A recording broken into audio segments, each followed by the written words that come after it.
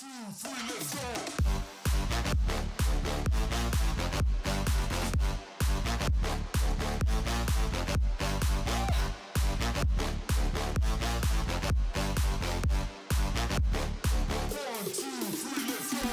Hey everybody, welcome back to the Vertex podcast, episode 2. We got a guest today, our very first guest of the series, NorCal Nat. Some of you guys probably know him. Yeah, no, I'm a YouTuber with over 100,000 subscribers, I'm a daily Twitch streamer, and yeah, I'm a lead for NorCal.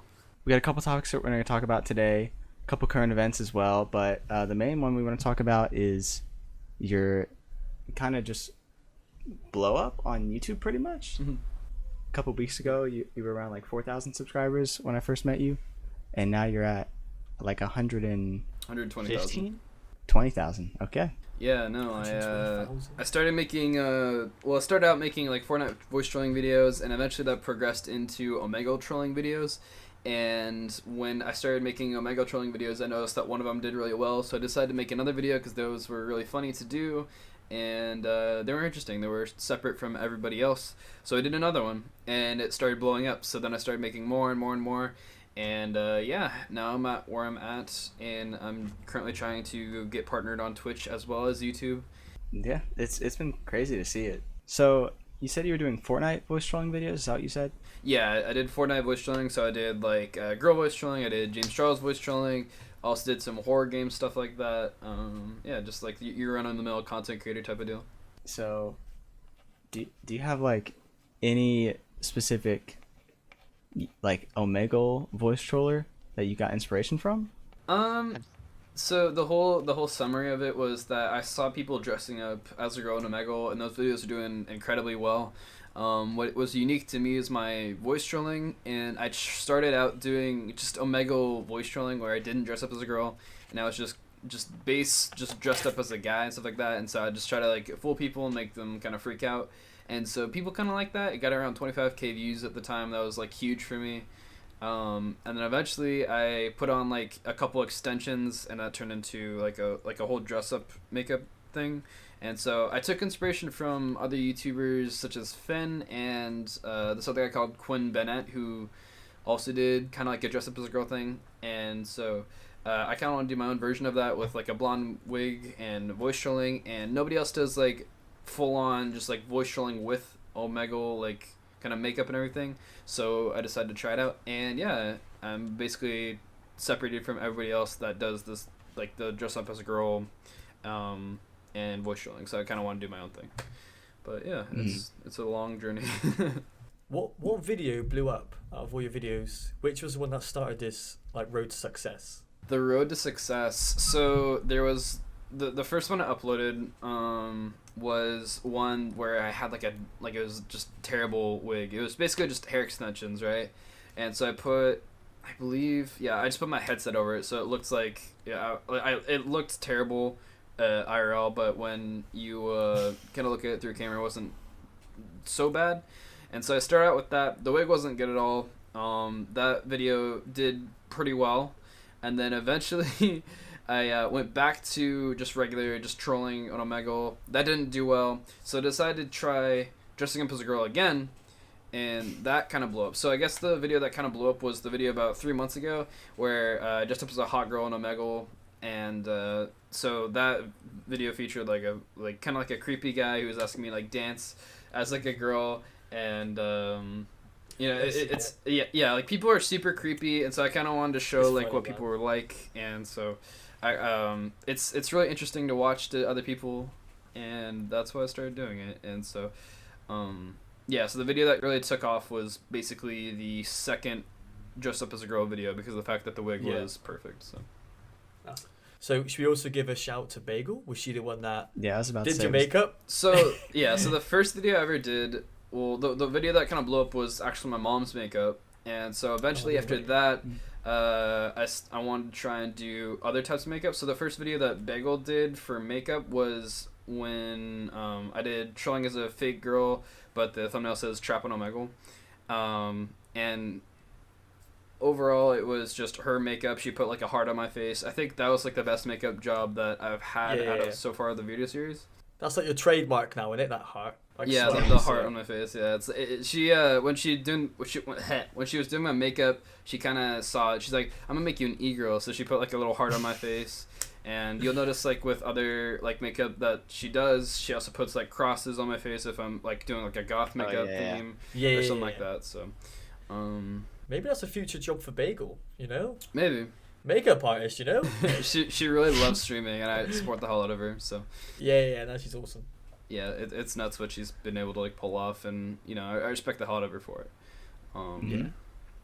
But yeah, no. And then nowadays, I kind of mix her makeup with my mom's makeup and see like what the best options are. So I get like eyelashes and stuff like that. It sounds really weird coming from like people who don't do it, but it's just it's like a mix. Try to make it look the most believable. Yeah. So I first. try to get like two perspectives, and it's a lot of fun. But now I'm trying to like learn my own stuff, and so it can be like it's getting pretty hard to learn, but overall, I think it'll be beneficial in the future. You can tell it's good, mate, because half the people you meet legit think you're a girl, and then when you do the voice, it's honestly so amazing when you come out with the guy voice, and then their reaction, mate, it blows my mind. Yeah, there's just like one of two reactions. They either laugh about it or they just skip immediately. Basically. Yeah, exactly, yeah. Yeah, that's the way it is. I think that's like the summary of Omegle, and I have to cover my face a lot because the part that kind of doesn't trick people is my chin. So that's why you notice in my videos that I'll be covering my chin a lot, is because it's more masculine. Yeah. So I have to hide my jawline as well as like my chin and sometimes my lips even, because you know it's just like I have like masculine chin features.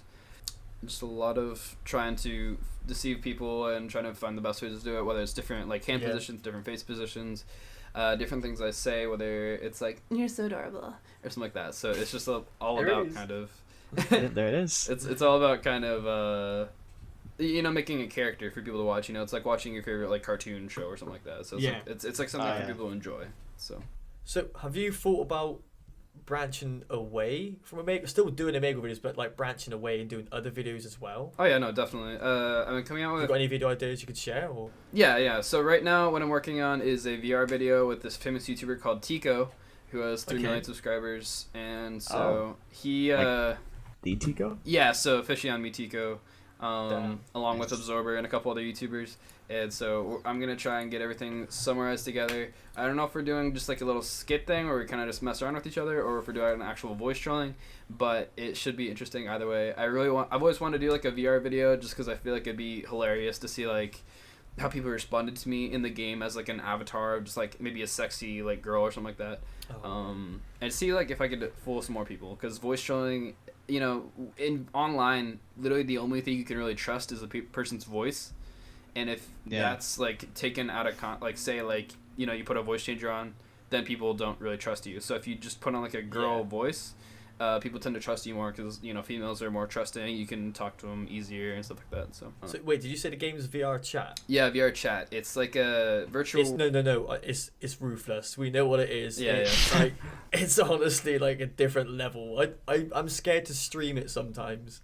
Oh yeah, no, because, it's bad. Mate, it's so dangerous sometimes. It's terrible. Yeah. So I mean, it's really good for videos, but for streaming, not so good because it's unpredictable. Same thing with like Omegle. You know, Omegle pops up with, you know, nudity all the time, and so it can be really difficult to kind of express what you want the game to be about, which is like, you know, role play, stuff like that. So.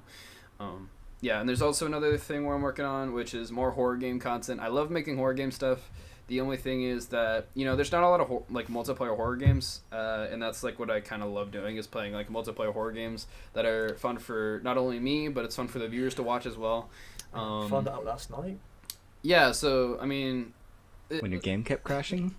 Oh, let's not talk about that, mate. That wound me up so much. But that game was good, man. But I just didn't know how you played it. Like, you just scared me every 2 minutes. I didn't know what I was doing. Yeah. But those games are fun, man. Those type of games are so underrated. Oh yeah, totally. Honestly. Yeah. No, I mean, like, I feel like the gaming community should work on like putting out more multiplayer scary games.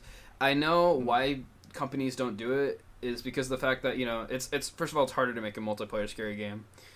Second of all, it's, you know, you want to, like, in a horror game, you want to make the player feel alone. So if you have somebody with you, it's not as scary. It's more just like funny when they get scared, stuff like that. So you know, like games that pull it off. So games like White Noise is a great example because you know your friends can be the monster. Otherwise, you know, Gmod's Slenderman is another one because your friends could be the, you know, like games like where you can be the monster is where, you know, I feel like they can kind of jump off the most because, you know, like you can just keep on scaring your friends over and over and over. Yeah, stitch your friends up, yeah. Yeah, other like Dead by Daylight's another one good, Friday the 13th, you know, games like that.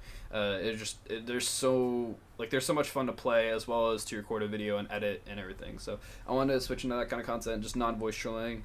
And I was thinking of also doing some Fortnite voice trolling again because I have a feeling that I could be exploding off of that. I'm exploding off of Fortnite voice trolling on stream, so I decided I'm thinking about doing it on a YouTube video as well. So you should do it again with your mobile number again. That was great, mate. Honestly, that was so funny. Yeah, no, the honestly the Fortnite like where they called me, like I put my number in my name, that was literally like I thought that video was gonna do a lot better than it did. I think the reason that it did so well on my channel was because of the fact that, you know, I had other videos blow up, which kind of led to that video. Mm-hmm. And so I believe that video, it has like around 40,000 views. So, you know, I wish it did better, but I feel like, you know, in order to get a trending video, you're going to have to hop on the trend before it even starts, you know? So. Yeah, 100%, yeah. And it's all about that kind of just shenanigans and trying to learn the whole process of what, you know, what. So sorry. Go ahead. I was gonna say, and that's what we talk about, like in NorCal, like when we all talk to each other, tell people not to focus just on one game like Fortnite because it's only a matter of time until Fortnite, you know, eventually drops out of like that very. It's always gonna be popular, but it's gonna drop out eventually. Do you know what I mean? Yeah. It's just gonna become one of your average games, like sort of like. What game would you say, Brinx? Like Minecraft or a bit more popular than Minecraft? Like Minecraft's or always CSGO. relevant, isn't it? Yeah. Yeah, they so always have big relevant. audiences, but they're not like the biggest game anymore. Yeah. But they're always going to be relevant, aren't they? So. Yeah, totally. It's I think it's all about kind of, you know, it's like the sinking stones where you know you're walking across the lake and there's like stones below you, and every single time you apply pressure on a stone, it'll like sink deeper and deeper and deeper. So you have to keep moving. But, you know, it's all about kind of taking your time with it, you know, making sure that you have a firm grasp on it, you know, grabbing what you can from that opportunity, whether, you know, say like you get big on Valorant, say get big on Fortnite. It's all about taking that and moving on with your community, making sure that you're able to be mobile with your content. And so that's what I think everybody has to work on, especially for Fortnite YouTubers at this point, because Fortnite YouTubers are eventually going to die out. They're going to have to move on to other things, other games. That's why Vine kind of died out, and now the Viners are on TikTok or on YouTube or stuff like that. And so people can take their personality to different things, and I think that's where big YouTubers come from, is when they can take their personality to any single thing. And that's why David Dobrik blew up. That's why Mr. Beast blew up. You know, that's why all these people blew up. So, yeah. Well, personality is key, isn't it? Oh yeah, it's the biggest thing. That's the biggest thing about when I recruit for NorCal is that I look for people who have the personality that can carry it to anything. Whether it's like, you know, say we do like a team video with Omegle, you know, they can bring it to Omegle, or, you know, they can bring it to a horror game, they can bring it to Fortnite, they can bring it to, you know, Roblox even. You know, it's all about kind of being mobile with what your personality and what your overall entertainment can be. So yeah, being entertainment no matter what you're doing, like entertaining whoever's watching you by doing whatever you're doing, like play any game and you can still entertain the audience. Of course, basically. Yeah. That's definitely what I look for. You know, FaZe is the same process. They don't really look for numbers as much as they look for personality and energy and stuff like that. So it's a long process. but we kind of went past this a little bit, but that stepping stone analogy, I've never thought about it like that. That's yeah, I've been thinking about that like the past couple of minutes. I'm listening to you guys. I haven't zoned out, but that was really good. But I feel like I feel like voice trolling though is one of those things that has always been around and hasn't really. Maybe it's had its ups and downs, but it's always come back. Oh, of course. So that's really lucky for if you have the ability to do that.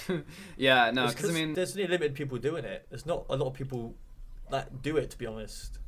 I'd say. Yeah, no, I mean, it started out with YouTube HD, and he did, like, Call of Duty voice trolling, or there's also, like, people who were back in the day, like, they would watch videos like, you know, there's like the African warlord type of deal, or there's the Yeah. you know, there's different like impressions, like Peter Griffin voice trolling. So there's stuff like that, and that it was kind of originated in like voice trolling and gaming. And I kind of want to expand on that even more than what YouTube did or any other voice troller did, because the fact that, you know, people enjoy this stuff, you know, the fact that you can turn yourself into another person and then switch right back to your normal self is magical to some people. It's kind of like a magic trick. That's why I'm, you know, there's certain things that kind of blow people's minds, and so that's what people want to watch more often than not. And so for my job, I'm basically taking control of Omegle, because Omegle hasn't been taken over by anything like myself, which is like, you know, just singing as a girl as well as voice trolling.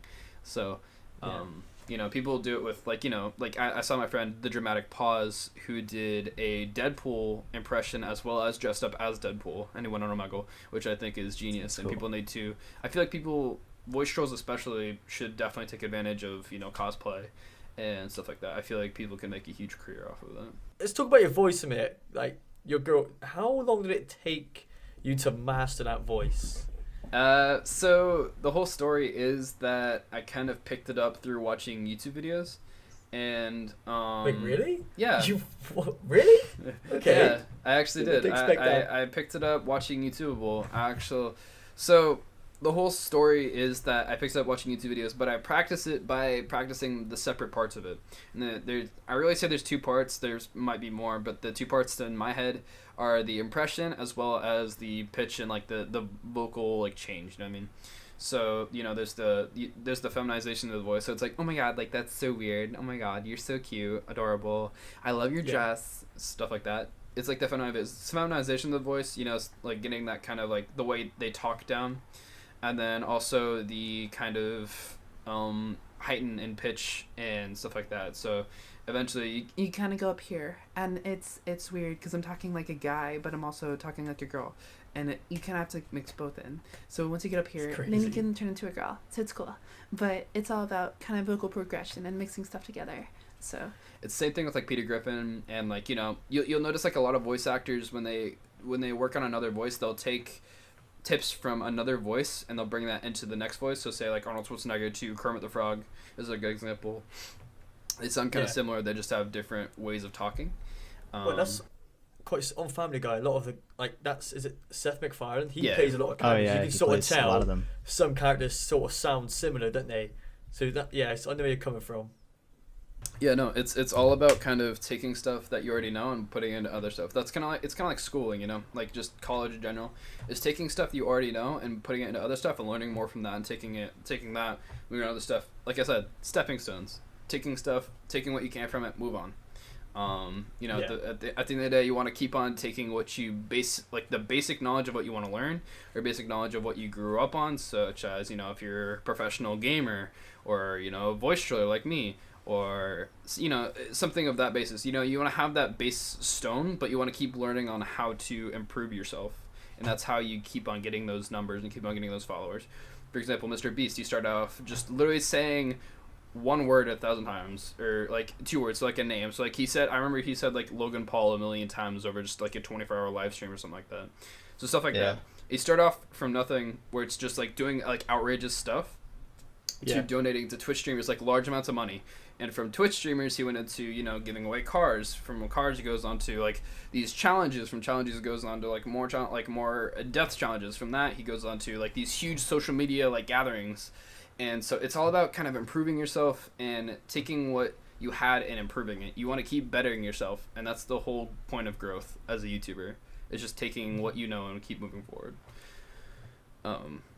Yeah, it's not well said. Yeah, it's not as simple as what I said, but it's definitely close to that, because, you know, what I noticed with a lot of YouTube like Fortnite creators, for example, is that they'll stick with the same stuff, whether, you know, they saw it somewhere else and they just want to copy it because they saw that it did well.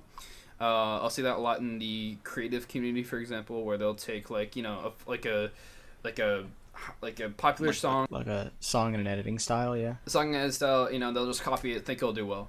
And, you know, like they'll say they're grinding, and you know, there's grinding for barely anything, and there's grinding at the right thing. So, you know, I'll make another analogy. Say you're breaking into a safe, right? You want to hit the good point, but if you're getting off track and you're just constantly chewing away at the stuff that's going to slow you down, there's no point in doing that. You want to aim at the right thing.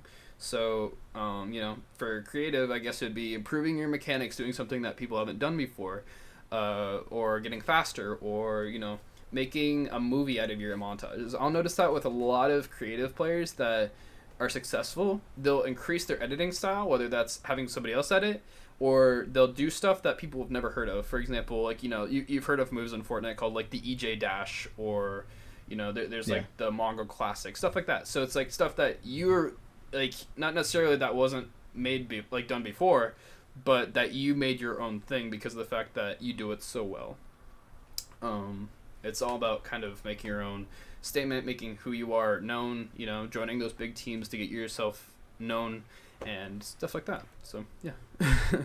Speaking of joining big teams, obviously, as we mentioned in the beginning of the episode, you're in NorCal, and Marty is as well, for those who don't know. So how did you go? You said you were in Zen, Apex, and Livid previously. So, yeah. So how did you go from one to the next, and how'd that lead into NorCal? So I started out at the start. I'm just going to go back to the beginning. So the start of my entire grind as a creator, I started out making little sniping montages on Fortnite Xbox, and I'd edit it in iMovie, and I'd post it, and I'd just see how many views I'd get. Like 100 views was amazing for me, right? And then I joined a team with like 800 followers called STG, and those were like my base performers. And then I joined the next team, which is called WDM. We Don't Miss. It's still my Xbox name. And eventually I got a PC from WDM, and I got onto this team called Enter Uprising, which is okay, I've heard of them. Yeah, so they're like a Twitter team. They have a really strong base of creators. I still have a friend on that team. His name is Crush. There's all sorts of people who go from that team to go on to like a Bay, FaZe, Soar, stuff like that. So it's a team of just starting out grinders, stuff like that. From Enter, I created my first YouTube video, and my first YouTube video was a Fortnite voice trolling video that featured, in the intro it featured like a Evade member at the time the team was still active. It also featured Mew when I first met him, FaZe Mew. And the third guy was in BH, and so those guys were in the intro, and then I started my voice trolling, and from there Apex hit me up and said, hey, we see a lot of potential in you, let's bring you on board. So Bully and Giggy brought me on board to the team. I was on the team for about a month, and eventually do you know around when that was? Sorry to cut you off. I think it was about a year ago, maybe. Not a year ago. I'd probably say probably close to 10 months. Okay. And eventually that switched on to I ended up getting kicked from the team for not being I think the words were that I wasn't a hard enough grinder. And I kind of that's rough. Yeah, I kind of took offense to that, and so eventually I got super demotivated, and I at the time I got demotivated, and so I started making I started just experimenting around, right? So I made a Sea of Thieves video. I made a couple more voice trolling videos. I tried out with Fortnite Fashion Show voice trolling. There's also the case of when I just did like funny moments and stuff like that. So it's like kind of picking around at what's going to be my thing. And I think voice trolling kind of stuck with me because it was different from what a lot of people could do, and it's funny. It's something that I've always been working on. So I stuck with voice trolling. Eventually, I was streaming sometimes on Twitch and stuff like that. But eventually, I think I did a collab video with Simple, Symple. He's another voice troller with, I think, just over 200K now. Yeah, I actually got that video in my recommended section 2 weeks ago. I watched it, and I was like, this was cool to see. Cause I think you were around a couple hundred subs in that video when you shouted you out. I think it was around, at the time, I was around 700 subscribers. And then after the collaboration, I got around 2,000. So around 2,700. Around that range, 3,000. And then eventually I did a video with Berserk, who at the time was in Obey. And he's still blowing up. He's doing a Banana Army, all that stuff right now. Yeah. And eventually, I found Zen, and I joined Zen for like 3 days. I got a lot of hate for it, and I didn't really know anybody on the team, so I kind of just took Zen as like, hey, maybe I could help them out, grow them a little bit. Maybe this is my start. And so I decided to join them for like 3 days. Livid hit me up, literally like a day or two after I joined Zen, and I decided to join Livid as a streamer, and I stayed on that team for about 2 months. And then eventually, I was grinding for NorCal. I made the Dress Up as a Girl video for the first time. Mitch said, keep doing that. So I made another video, and that did even better. And he saw potential in me, and he picked it up for NorCal at February 12th, I believe. And now you're YouTube lead. Yeah, and I went to DreamHack in Anaheim, and that was one of the best times I've ever had in my life. It was awesome meeting like all these creators such as like Red Vines. I met like a couple like huge name players like Veggie Fishy, Mr. Savage was there, Unknown Army was there. I saw Corona Conf, like all these different creators, like seeing all of them there, as well as like the people. Those people didn't really mean as much as to me as the people who were actually like in NorCal and at the house. Yeah, the people you knew. Yeah, so like Red Vines, Mitch, Tommy Gunn, Scuts, like all these people that were like close to my heart. Princess Jazz, another one, Sticks, like all these like, close friends to mine they were online, and when we met, it was like we were just homies like off the bat. There wasn't anything different that was changing. We were literally just having a good time. We'd make videos. We'd like go out to eat. We would hang out on the beach, we'd have bonfire. It was just the best time of my life. Yeah, I've seen the video. That's what I'm gutted. TwitchCon's been cancelled in September, mate, because I was gonna fly over. Yeah. But gonna Yeah. have to wait till next year now. Yeah, it really does suck. So much could change in that time as well. Like you're blown up now. Obviously NorCal as a family, it's always gonna be sort of your family, even if you move on to a bigger team. Yep. Is it like with your recent success and going to continue to grow in that? Is there any teams that you'd be interested in? Ooh, right now my mind is like pretty set on either Ghost, LG, or FaZe, like those big teams. The thing about NorCal is that NorCal is family to me, and I don't really need growth, from another team. There'll probably be a point where it will change. Like, maybe I could join a team to get some growth or get my name out there even more than it already is. It's just about, what the best opportunity is for me. I definitely wouldn't go for any team such as like, I wouldn't join like Parallel, BH, anything like that, because, I personally believe that NorCal could be bigger than them or just as bigger than them or just as big as them. I think this year is the start of NorCal. Yeah. Recently, it's been really well. I think next year is going to be the year they properly pop off. I mean, yesterday you guys uploaded the 50K montage and you're already at like 64K, so it's going well. It is. No. It's nuts what NorCal and Mitch and Tommy Gunn have been able to pull off the entire They put the work in. They put the work in. They don't sit back and have an off day. They always put the shift in, you know what I mean? They always prioritize the team. And that's what you need to do if you're in that position. Totally. Yeah. There's a difference between NorCal and every other team, and that's because, every single person on the team is a grinder, and I make sure that happens. If they're not a grinder, then I'm going to just take them off the team, I want to make sure that everybody succeeds, and everybody succeeds in their own right, and I'm going to help them the best way I know how, which is, whether it being tough love or, advice, whether it's for content videos, or what video might do good, what hashtags might do good, what platforms you should post on to grow yourself. It's all about kind of helping each other out and growing each other out, because when I joined the team, Red Vines was averaging around 10 viewers. I was averaging 5. There's also other streamers like Princess Jazz was already killing it. She's already getting like 30 viewers per stream. Yeah. I'm surprised she's not verified, mate. That's nuts. Yeah, she's been grinding forever. And, nowadays, I think we have, like, almost 5 members about to get verified on Twitch, partnered on Twitch, which would be, we just got Mitch, Team NorCal, partnered. We just got Kai partnered. We're about to get, Scouty and Redvine's partnered, and maybe even me in the future. But it's just nuts to see how far people have come, and I want to see that happen even more with everybody on the team, and so I'm gonna try and make that happen. It's amazing what a team's done, and what I like about a team is, like, most teams, their comment sections are just full up of recruit me, you notice me. But with NorCal, it's actually is legit support there for the video, for the streamers. Do you know what I mean? Totally.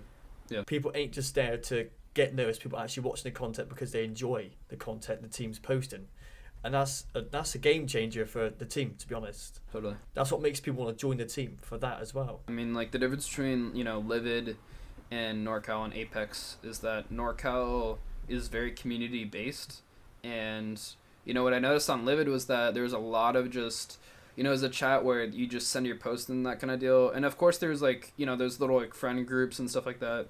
Same thing with anything, but NorCal doesn't like send posts to the chat. You know what I mean? Of course, there's gonna be like certain like things like the Twitter group chat, for example, or like there's an important tweet that like you want everybody to see. It's not a self-promotion chat. Anybody on the team is grinding for themselves, and they don't need NorCal to help them out. Of course, NorCal is gonna help them out in their own right. That's what you join our team for. However, it's not one of those teams where you can just self-promote, and you have to work for what you have. And it's the same thing with like any big team, Parallel, and like FaZe, any big team. You gotta work for yourself, not the team work for you. So, I mean, there's a difference between support and clout. Obviously, you join the team for the support from the team, not for clout. Mm-hmm. Like, I don't expect NorCal to get me loads of viewers, but like Mitch is always there. Like, you guys are always there for like advice. But yeah, like I'm trying to say, it's not based on clout. People ain't joining for the clout. It's for the family and for like the services that everybody does for each other, like guide each other, support each other. It's just generally, I just can't describe the team in another way. It just, mate, I can't think of a word. What's the word? Like a family. It is a family, yeah, but you know what? Just ignore me. There's a word I'm trying to think of, but I can't think of it. It's bugging me now. I think we get the gist of what you were saying. Yeah.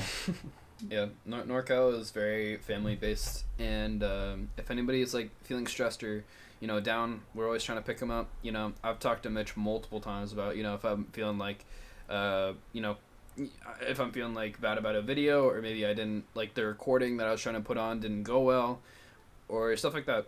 And Mitch and other people are always there for me, and you can tell a team loves you when they're there for you at the lowest of lows, but they're also there at the highest of highs.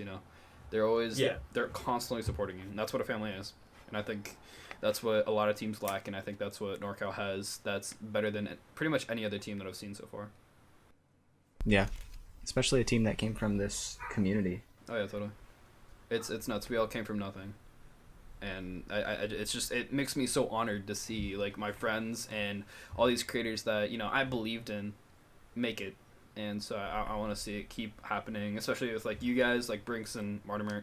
I want to see you guys blow up. I want to see everybody else blow up, and I just want to see the best that can happen. The only way that you can stop growing is if you just stop working. So exactly.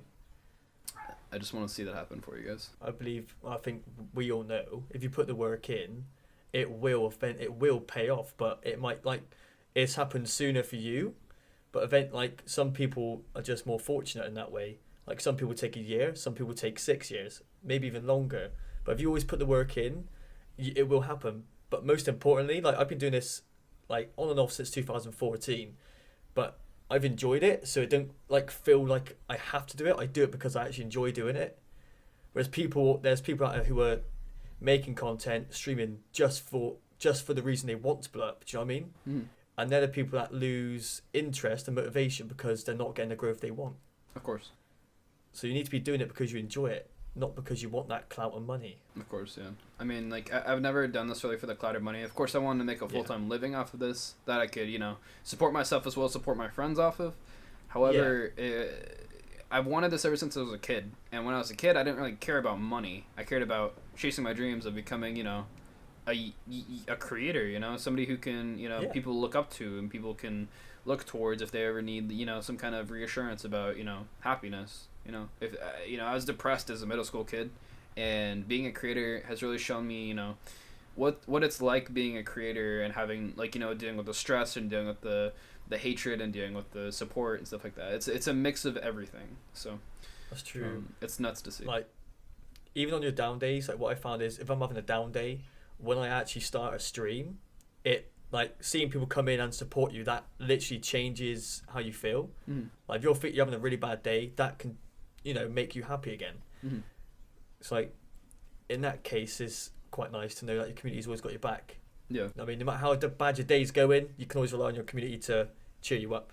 Totally. So that's quite nice. Yeah, no, I mean, like, people come to your stream for you, and if It's crazy. it's weird that people would choose you over watching anybody else, and I know. it's a real feeling.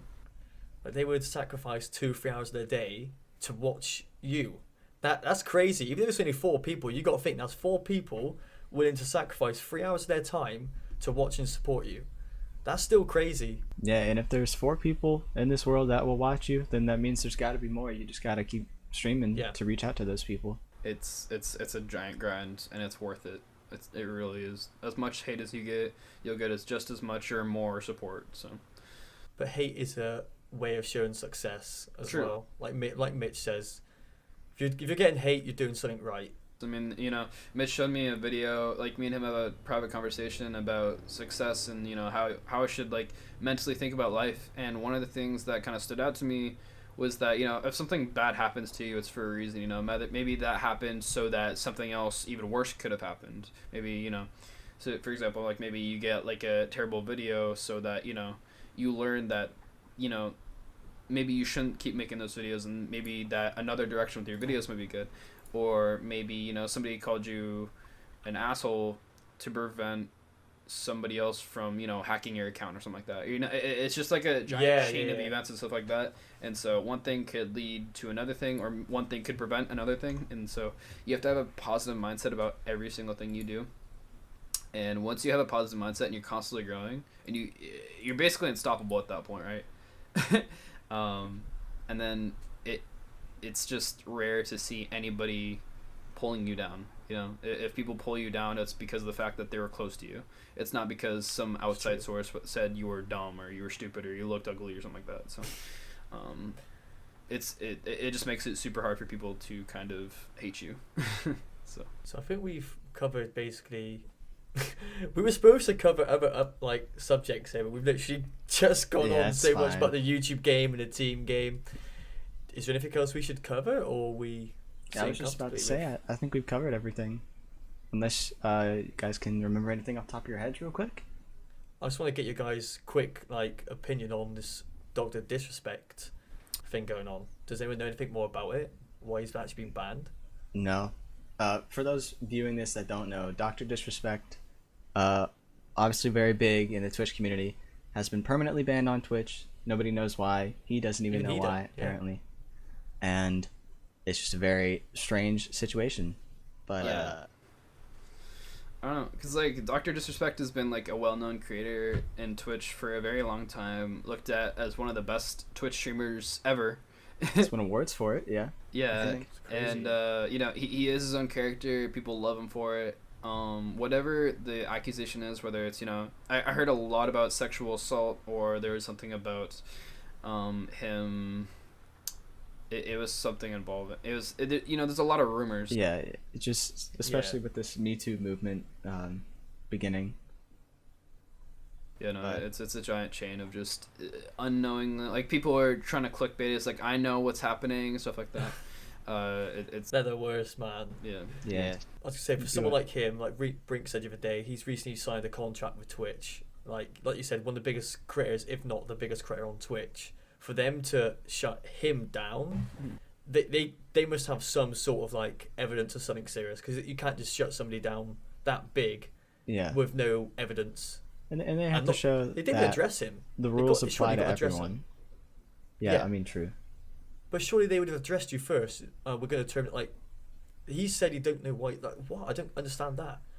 Surely, as a company, you have to address somebody why you lay them off, get rid of them. Because I think at one point, DrDisrespect is the highest, he had the highest sub count of anybody on Twitch or something, or he's one of the highest. Yeah, I wouldn't be surprised if he did. Yeah, I don't know. It's interesting. Maybe in a future episode, if we ever figure anything else about it, then we'll let you guys know.